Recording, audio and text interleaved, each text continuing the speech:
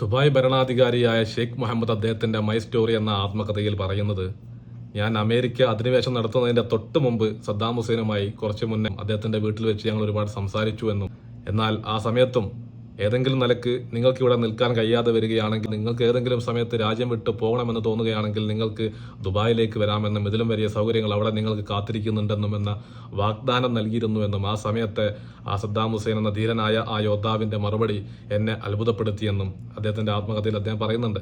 ആ സമയത്ത് സദ്ദാം ഹുസൈൻ പറഞ്ഞത്, ഞാൻ എന്തെങ്കിലും നിലയ്ക്ക് രക്ഷപ്പെടുന്നതിനെ കുറിച്ചല്ല സംസാരിക്കുന്നത്, എന്റെ ജനങ്ങളെ രക്ഷപ്പെടുത്തുന്നതിനെ കുറിച്ചാണ് ഞാൻ സംസാരിച്ചുകൊണ്ടിരിക്കുന്നത് എന്നാണ് പറഞ്ഞത്. ആ സദ്ദാം ഹുസൈന്റെ ധീരമായ ഓർമ്മകൾ അയവിറക്കുന്ന ഒരു ബലിപെരുന്നാൾ കൂടി നമ്മിലേക്ക് കടന്നു വരികയാണ്. അമേരിക്ക അദ്ദേഹത്തെ തൂക്കിലേറ്റുമ്പോൾ അദ്ദേഹത്തിന്റെ മുഖത്തിട്ടിരിക്കുന്ന ആ കറുത്ത തുണി എടുത്ത് മാറ്റി കയ്യിലിരുന്ന ഖുർആന്റെ കോപ്പി എടുത്ത് തൊട്ടടുത്ത ആളിലേക്ക് കൊടുത്തിട്ട് ലാ ഇലാഹ ഇല്ലല്ലാഹ് എന്ന അവസാന വാക്ക് പറഞ്ഞുകൊണ്ട് സുന്ദരി പെണ്ണിന്റെ കഴുത്തിലണിയുന്ന പൂമാല കണക്കെ ആ കൊലക്കാരെടുത്തിട്ട് തന്റെ കഴുത്തിലേക്ക് അണിഞ്ഞ ഒരു പുഞ്ചിരിയോടുകൂടി മരണത്തിലേക്ക് നടന്നുപോയ ആ ധീര യോദ്ധാവിന്റെ ഓർമ്മകൾ കൂടിയാണ് ഓരോ ബലിപെരുന്നാളും നമ്മെ ഓർമ്മിപ്പിക്കുന്നത്.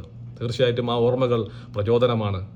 അടിച്ചമർത്തപ്പെടുന്നവർക്ക്, പീഡിപ്പിക്കപ്പെടുന്നവർക്ക്, അതിനെതിരെ പോരാട്ടം നടത്തുന്ന ഇന്ത്യയിലും ഫലസ്തീനിലും ലോകത്തിന്റെ നാനാഭാഗത്തുമുള്ള സകല മനുഷ്യർക്കും എവിടെയെല്ലാം പാശ്ചാത്യ ശക്തികൾക്കെതിരെ, ഭരണകൂട ഭീകരതയ്ക്കെതിരെ ആരൊക്കെ പോരാട്ടം നടത്തുന്നുണ്ടോ അവർക്കെല്ലാം പ്രചോദനമാണ് അന്നും ഇന്നും സദ്ദാം ഹുസൈൻ.